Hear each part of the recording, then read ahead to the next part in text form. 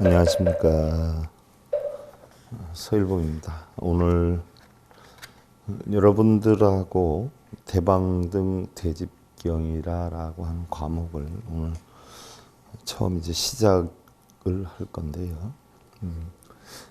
대방등 대집경이란 무엇인가?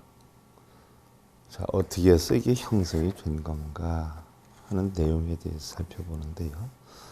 먼저 방등경의 위치가 어떻게 해서 형성이 됐냐. 부처님께서 처음 깨달음을 얻으셨어요. 필벌나수 나무 아래에서 사선 삼통을 해가지고 깨달음을 처음 얻어서 3주 차에 화엄경을 설했단 말이죠. 화엄경을 설했는데 이 화엄경의 내용이라는 것이 연기론 사상이에요. 완전한 공사상이죠. 그런데 이것을 알아듣는 사람이 없을 거다. 왜냐하면 우리 인간이다라고 하는 것은 욕심의 동물, 탐욕의 동물이기 때문에 부처님이 이런 가르침을 알고자 하려면 그러한 탐욕심이 전혀 하나도 없어야 이해를 하는데 우리 사람이 탐욕심을 가지고 있는 이상 이것을 알아듣기 힘들다라고 해가지고 사실은 본문을 안 하려고 했죠. 제가 경전마다 이런 내용을 여러분들한테 되짚어서 살펴드리는 것은요. 어느 정도 여러분들이 알아야 하는 중요한 부분이기 때문에 설해드리는데 이때에 제석천 범천왕이 부처님께 사람들이 근기가 다 다르니까 그럼 부처님이 깨우침을 얻는 과정에서의 가장 쉬운 부분, 일반 중생들이 알아듣기 쉬운 부분에서부터 가르침을 준다라고 하면 그 부분을 알아들을 수 있는 사람도 있고 또 근기에 따라서 부처님의 높은 가르침을 나중에 언젠가는 알아들을 수 있지 않겠느냐라고 해서 부처님한테 간절히 부탁을 해서 그럼 부처님이 어떤 방법으로 설을 해야 될까라고 하다가 우리 중생들이 대부분이 다 있다라는 관점에 빠져 있지 세상은 다 공하고 연기한다라고 하는 관점에 눈이 어두웠지요. 또 당시만 해도 뭐 어느 신에 계시다라고 하고 배다만 많이 읽으면 되고 쓰면 되고 촛불을 켜고 절을 하면 된다는 이런 사고관이었는데 부처님이 그런 건 전혀 소용이 없는 것이다 라고 한다 하면 과연 중생들이 얼마나 알아듣겠느냐라고 해서 사람들은 전부 공하고 연기한다라고 하면 하나도 못 알아듣기 때문에 있다. 그럼 있다. 여러분들이 이 생각하는 뭐 행복도 있고 불행도 있고 뭐 흔히들 얘기하는 공덕도 있고 뭐 업장도 있고 뭐 다 있다라는 관점 하에서 살아가는 것이 그러면 못 알아들으니까 가장 쉬운 방법으로 있다로 해서 설을 하기 시작한 게 아함경이란 말이죠. 자, 그럼 이것이 인도에서는 최초로 경전이 만들어진 게 수타니파타 경전이에요. 거기 이어서 니까야라고 하는 게 이제 만들어졌죠. 니까야. 그래서 니까야가 만들어져서 인도에서 중국으로 전해오면서 대승경전이 일어나기 시작해요.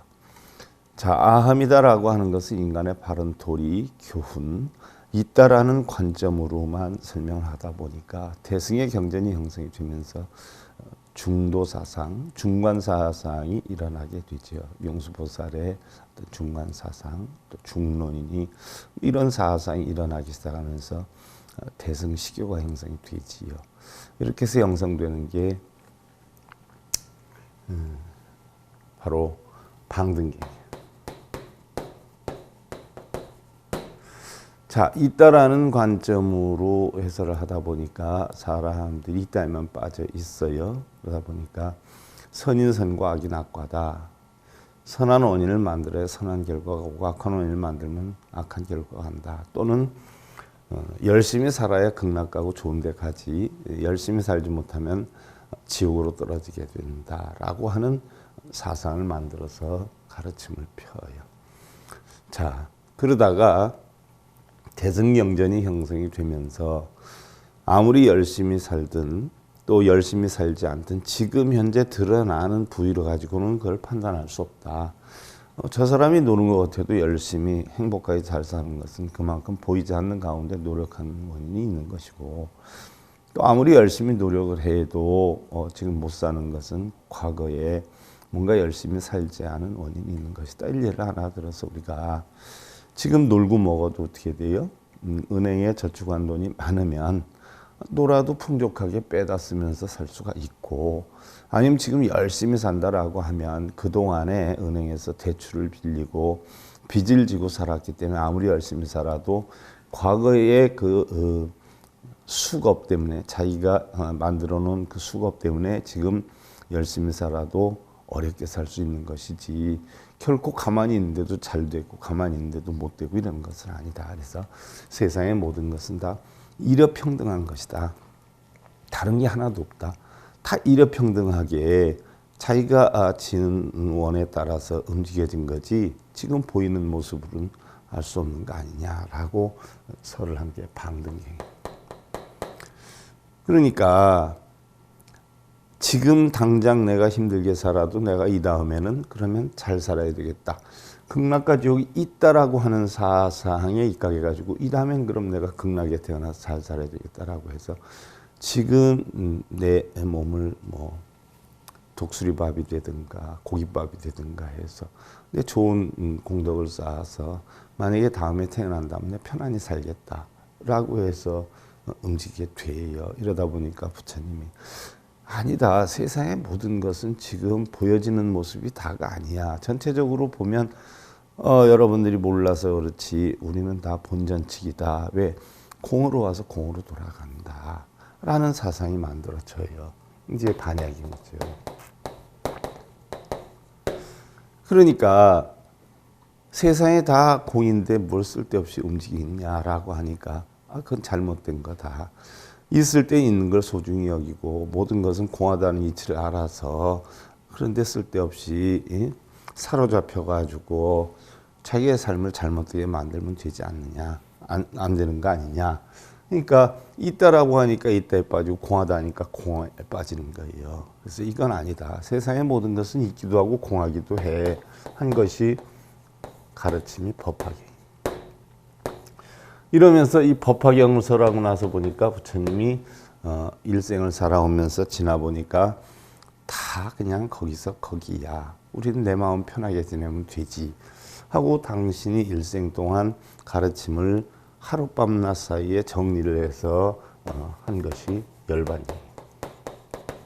자, 그럼 우리가 쉽게 예를 들어서 여러분들은 대부분 극락과 지옥이 있다라고 생각하는 분들이 엄청 많아요. 그러나 부처님은 무기설에서 분명히 그걸 밝혔지요.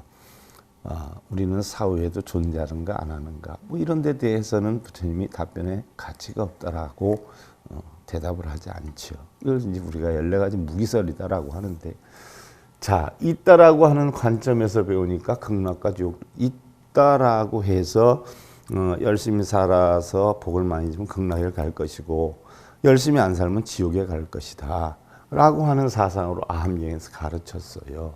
그런데 사람들이 실제로 극락과 지옥이 있는 줄 알고 사람들이 죄를 짓지 않게 하기 위한 방편으로 극락과 지옥을 만들었는데 실제로 극락이 있는 줄 안단 말이죠. 그래서 극락 가려고 열심히 살아요. 그러다 보니까 극락을 아무리 가려고 해도 내가 부족함이 굉장히 많단 말이죠. 그러다 보니까 바로 극락과 지옥이라는 것은 하근이 중생이나 잘 모르는 중생을 이끌기 위해서 설해 놓은 거지, 사실은 극락과 지옥은 공이야. 공인데 우리 마음에 본래 아무것도 없었지 않는가. 그런데 아무것도 없었는데 우리가 극락이다라고 하는 생각을 만들어서 극락에 가기 위해서 노력하고 지옥에 떨어지지 않기 위해서 노력하는 것은 바로 하근기 중생들에게 바르게 살기 위한 하나의 방편이지, 알고 보면 극락과 지옥은 전부 한 마음 속에 있어. 공이야 라고 가르쳐요. 그러다 보니까 극락이 마음속에 있다. 그럼 마음이 편안하면 극락이고 마음이 괴로우면 지옥이다. 그럼 뭐 극락과 지옥 따질 게 뭐가 있어. 그러니까 아니다. 극락이 있다 생각하고 열심히 살고 지옥이 있다 생각하고 잘못을 저지르지 않으면 되지 않느냐. 그러니까 있고 없음도 사실은 없는 것이야. 있기도 하고 없기도 하다라고 생각해서 자기가 긍정적으로 좋은 쪽으로 살면 되지 않겠냐. 법화예요. 그러면 열반에 가면 사실은 극락과 지옥이 아무리 있어 본들 뭐하냐. 내가 이제 열반에 버리면 끝인데 우리가 일반적으로 육신까지 다 버리는 열반을 무여열반이다라고 하고 육신을 버리지 않고 마음만 버리는 걸 유여열반이다라고 하는데 부처님이 무여열반에 이르게 되다 보니까 여태까지 논한 것이 다 부질없는 것이야. 우리 다 생각의 작용이고 마음의 작용이야. 그런데 이 이치가 어디로 다 합해지느냐. 화엄으로 합해져요. 처음에 화엄이 부처님이 깨달은 게 뭐냐면 공하고 연기하는 것이고 마음으로 다 이루어지는 것이다 하는 것을 계단식으로 순차적으로 예를 들어서 아함은 유치원생, 방등은 초등학생, 적어도 이제 뭔가 배운다는 입장으로 가는 거고 반야는 예를 들어서 중학생, 법화는 고등학생, 열반은 대학생 이렇게 해서 화엄으로 하니까 처음에 부처님이 깨달은 이러한 상황이 이루어지더라 하는 이야기예요. 그러면 경전이 쭉 내려오다가 이렇게 화엄에서 아함방등 반야 법화 열반이라고 해서 구분을 한 것이 내용별로 시대별로 해가지고 누가 했냐. 천태종을 점창시한 지의 스님의 교상판석에 의해서 이렇게 만들어진 것이어요. 그러다 보면 부처님 한 가르침을 단계적으로 가르치기 위한 하나의 방편으로 이렇게 단계별로 만든 것이지 이걸 다 합해놓으면 결국 화엄 하나의 요체에 지나지 않는다는 이야기. 그럼 이 화엄이다라고 하는 요체도 굉장히 보면 바로 연기설에 해당이 된다. 그래서 화엄의 요체는 실상론과 현상론이 존재하는 연기론을 핀 것이고요. 세상의 모든 것은 그래서 무상하다. 항상 변해간다. 또 고정된 실체에 나는 없다. 왜? 변해가는 것이기 때문에 고정된 것은 없다 하는 요체가 화엄의 요체인데 처음에 사람들한테 중생들한테 그 요체를 가르치려고 하니까 모르니까 결국 있다라고 하는 사상에서 가르친단 말이죠. 그래서 여러분들 지금 저하고 2001기도 시간에 아함경을 공부하고 있어요. 아함경 가운데서도 자바함경을 공부하고 있죠. 자바함경이라고 하는 게 아함에서도 장아함, 중아함, 또 자바함, 증이라함 이렇게 있잖아요. 증이라함 이렇게 있는데 그 중에서 제일 일반적인 자바함을 공부하는데 이 자바함경만 해도 50권에 1362경을 지금 공부를 하고 있어요. 그러면 자 이미 여러분들한테 법화경을 지금 강의를 하고 있어요. 그리고 화엄경도 들어갔어요. 화엄경도 들어갔고 법화경도 지금 들어갔고 반야경은 600부반이에요. 600부. 600권으로 되어 있어요. 이 가운데 477번째가 금강경인데 바로 반야경 가운데 있는 금강경을 어느 개인이 뿐 아니라 가장 역대 큰 조사들이 풀었던 5 조사들이 풀었던 오가해를 지금 여러분들하고 하고 있어요. 그래서 우리가 반야경에 있는 금강경을 공부하고 있고 법화경을 공부하고 있고 자 아함경을 지금 공부하고 있어요. 또 화엄경을 하고 있어요. 그럼 여러분들한테 지금 오늘부터 이 과목에는 방등경을 시작이 되고 있어요. 방등경. 그럼 방등경은 어떤 분야냐? 아함경은 있다라는 관점으로 공부를 하는데 있다. 일반 중생들이 없다라고 하면 공하다라고 몰라요. 그래서 있다라고 하는 공부가 아함경 공부고 방등경은 뭐냐? 일회평등하다는 얘기예요. 모나지 않고 일회평등하다. 알고 보면 그 사람이 지금 좋은 일을 겪는 것은 좋은 일을 겪을 만한 원인이 뭔가 있었고 지금 나쁜 일을 겪는다라고 하면 나쁜 일을 겪을 만한 뭔가가 있었다. 전체적으로는 알고 보면 하나인데 지금 드러나는 거는 드러날 만한 원인이 뭔가 있었다. 그러니까 일회평등하다 하는 이 방등경을 지금 피고 있고요.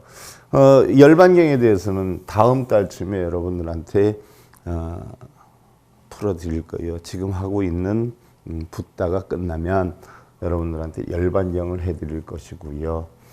그리고 지금 여러분들하고 하고 있는 성철 스님 101법문이 끝나면 600권 반야 반야경을 들어갈 거예요. 그러면 지스님이 교상판석에서 만들어진 총경전을 육시교라라고 해요. 그래서 화엄, 아함, 방등, 반야, 법화, 열반 이렇게 해서 구분이 되는데, 자, 여러분들한테 현재 지금 아함경을 하고 있고 화엄경을 하고 있어요. 여러분들한테 또 지금 방등경을 시작을 해요. 또 법화경을 시작을 했어요. 하고 있어요, 지금. 자, 그러면 경전이 모두 육시교라고 해서 이렇게 구분이 되는데, 이미 여러분들하고 화엄이나 아함이나 지금 법화경이나 이건 하고 있는데, 방등경은 지금 시작을 하고 있고요.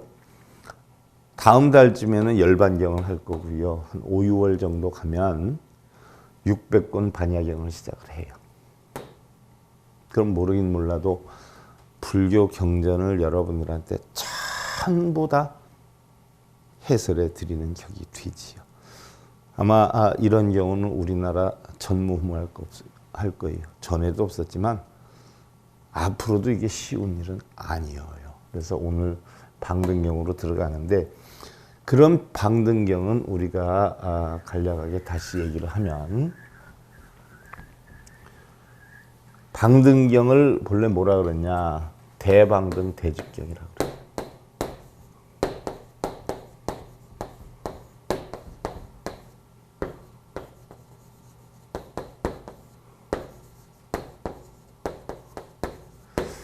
방등경을 본래는 대방등 대집경이다 이렇게 표현해요. 무슨 얘기냐, 크게 이거는 제가 대방명불 화엄경에서도 얘기했지만 크게 마에 해당이 돼요.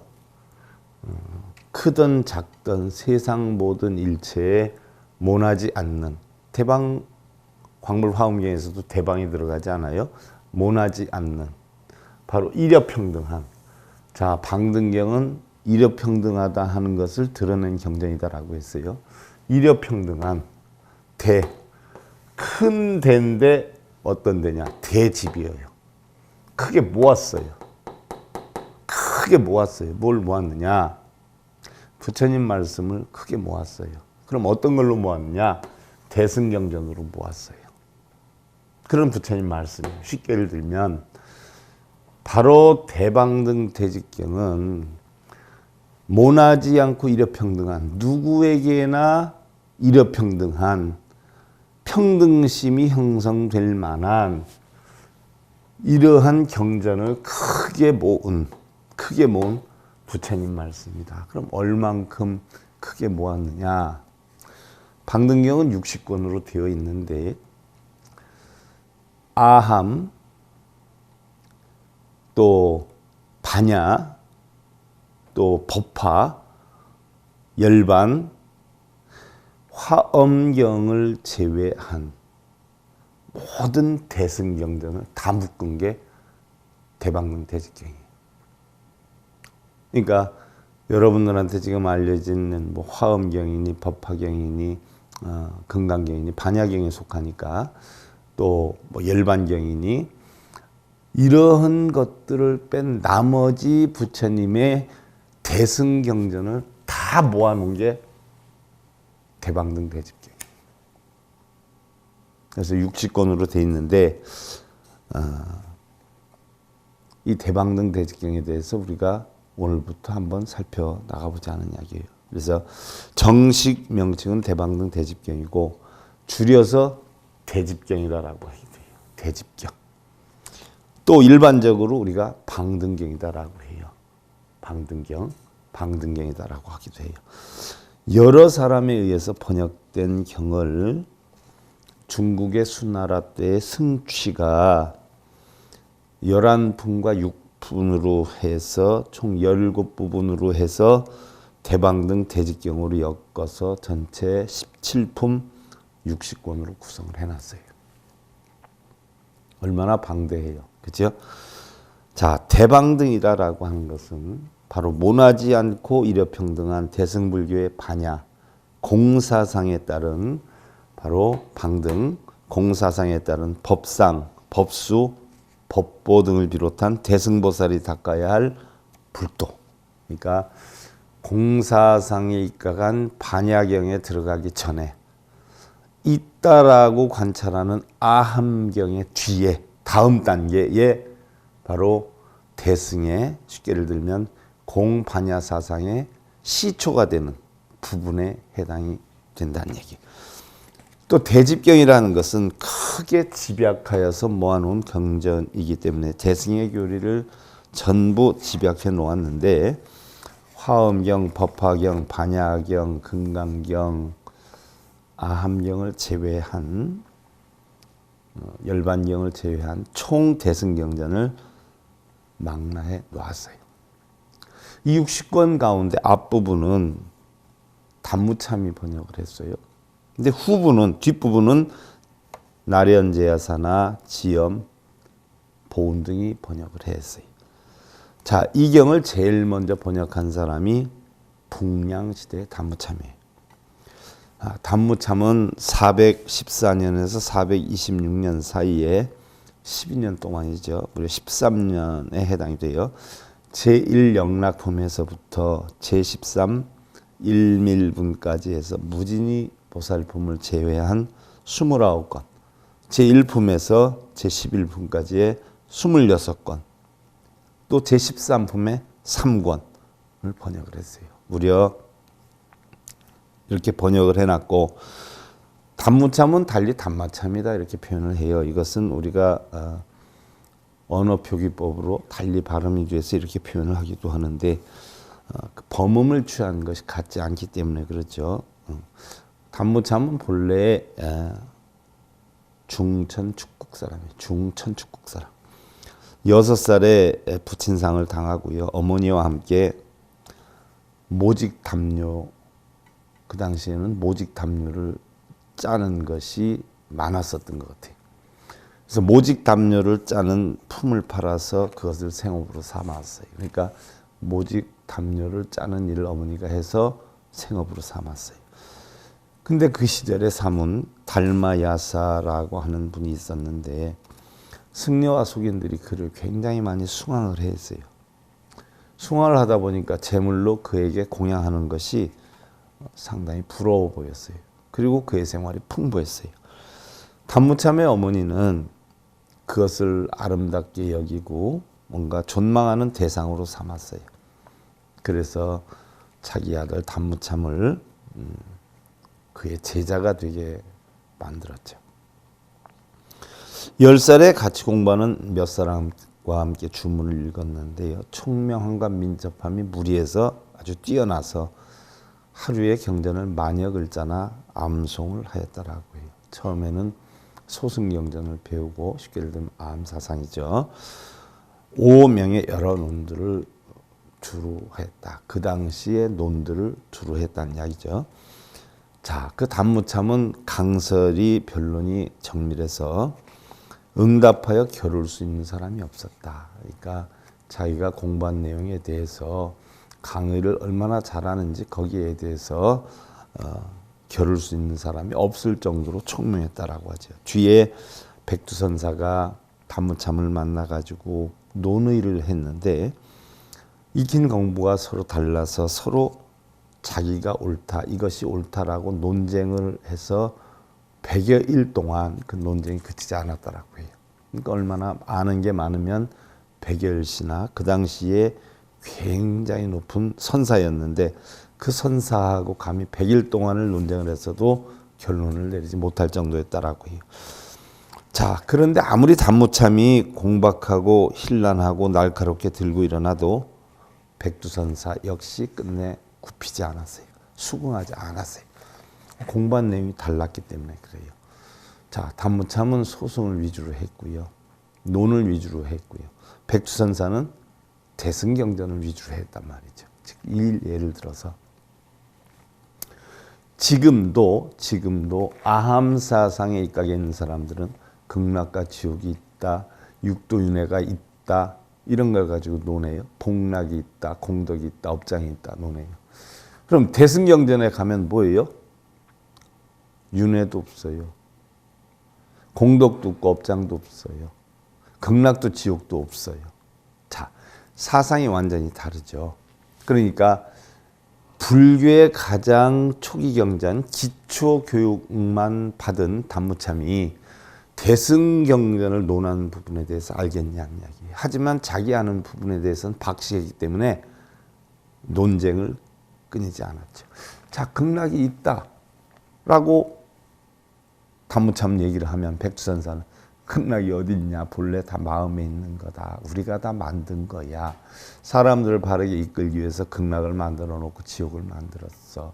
그러면 우리가 극락에 가려고 이러는 거지, 지금 보이지는 않지만 틀림없이 극락이 있다라고 했다, 지옥도 있다라고 했다, 이런 논쟁을 끊임없이 했는데 결론이 나지 않았어요. 그랬는데 나중에 결국 단무참이 백두선사의 대승경전을 공부한 그 논리에 굴복하고는 백두선사에게 말했어요. 제가 선사님의 경전을 조금 볼 수 있겠습니까? 그랬더니 선사가 옛날엔 나무 껍질에 쓰여 있었잖아요. 나무 껍질에 쓰여 있는 경전을 주었어요. 자, 그때 주었던 경전이 뭐냐? 열반경이에요. 제가 여러분들한테 아마 이달 말쯤 녹화 들어가서 다음 달이면 아마 소개가 될 거예요. 열반경에 대해서도. 열반경도 36권 열반경이에요. 화엄 지금 80하지요. 80권 화엄하지요. 반야경은 600권이에요. 열반경은 36권이지요. 지금 하고 있는 대방등경은 60권이에요.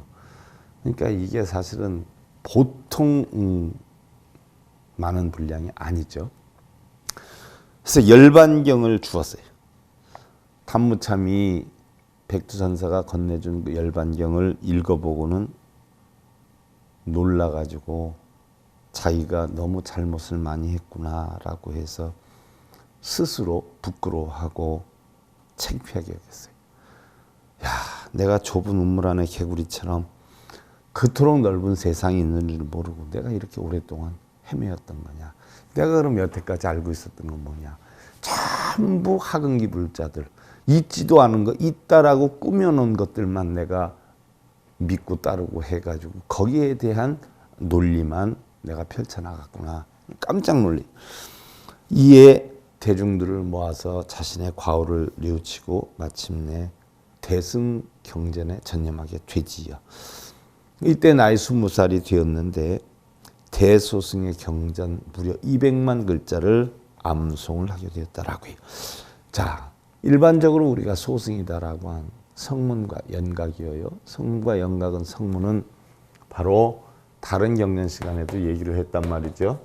사성제 8정도 가르침을 받아서 깨우침의 길로 가는 이것이 소승이고, 연각이다라고 하는 이것은 바로 12연기법에 의한 깨우침을 얻은 자를 연각이다라고 하는데, 물론 성문이나 연각도 소승들, 육도를 윤회한다, 지옥하기 축세 인천수라 윤회한다는 것은 아주 하근기 중에서도 하근기란 말이죠.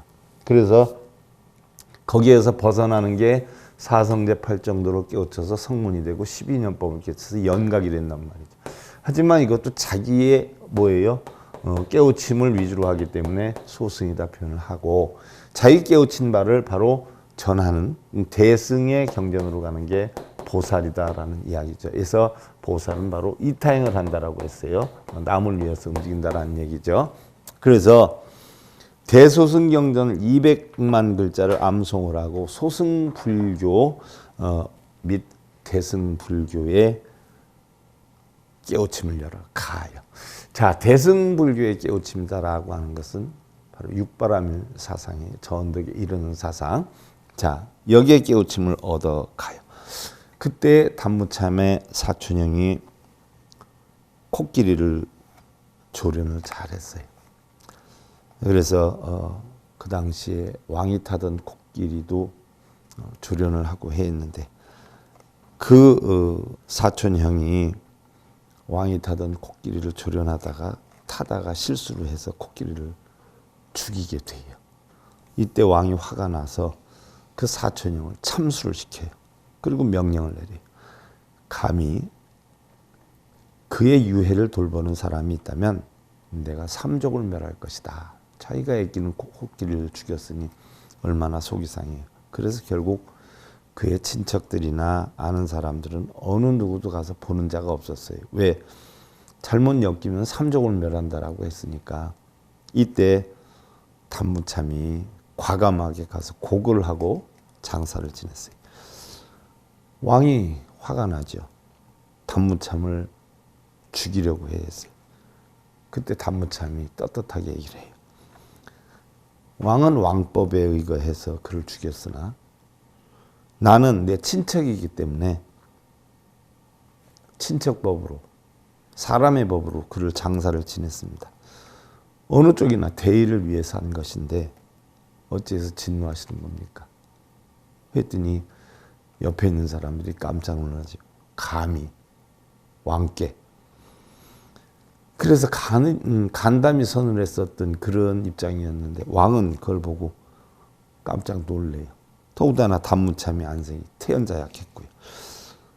왕은 그의 의지와 기계를 귀하게 여겨서 마침내 그를 머물게 하고 공양을 올리게 돼요. 자, 그래서 그 왕 밑에서 있게 돼요, 단무참이.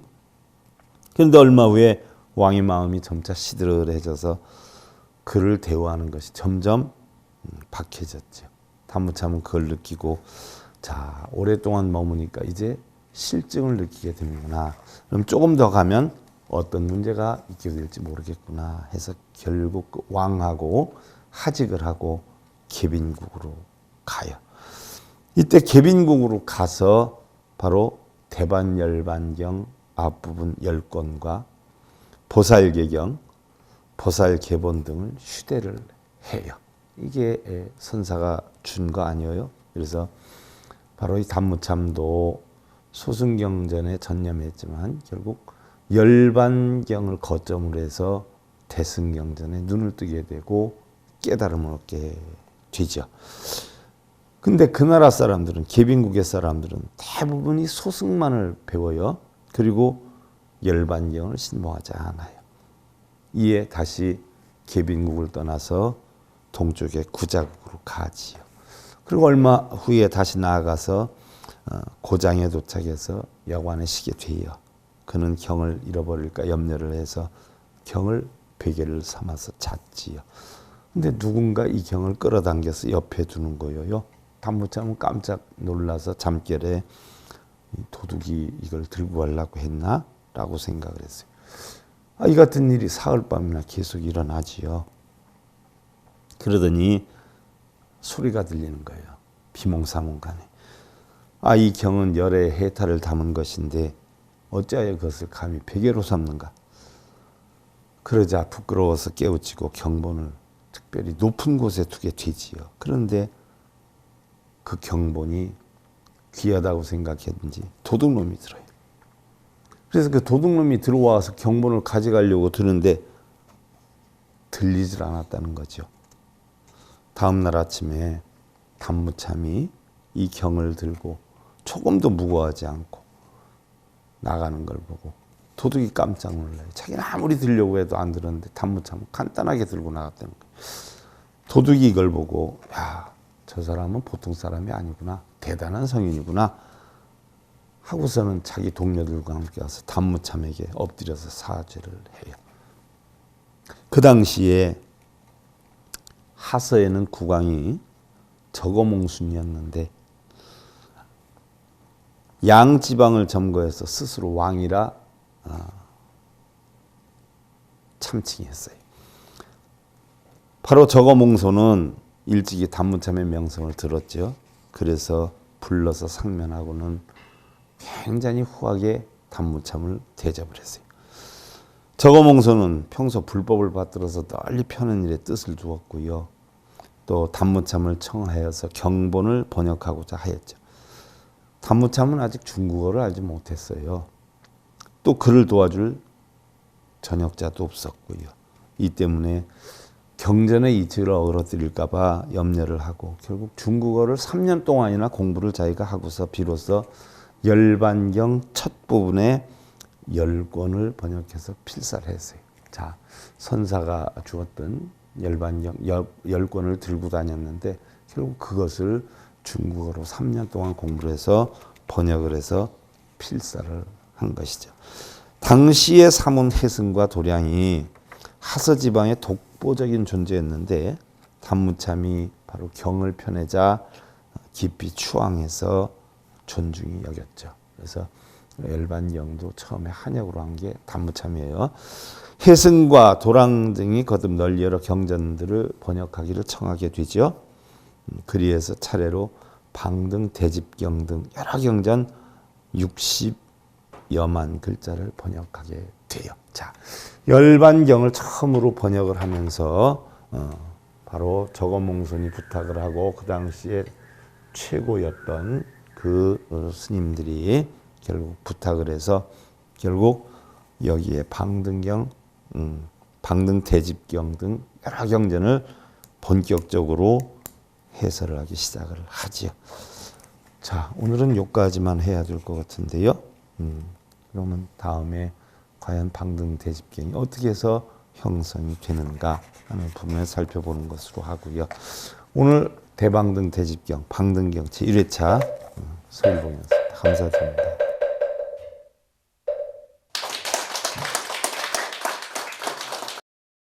행복으로 가는 징검다리에 서귤봉 스님이 여러분들을 초대합니다. SIB 불교교육대학에서는 더 듣다, 생활 속의 천수경, 달마대사 성관법, 현대생활 불교 법요지, 불교학개론, 성찰스님 백일 법문 등을 비롯한 다른 불법, 다른 진리, 서귤봉 스님의 SIB 불교교육대학.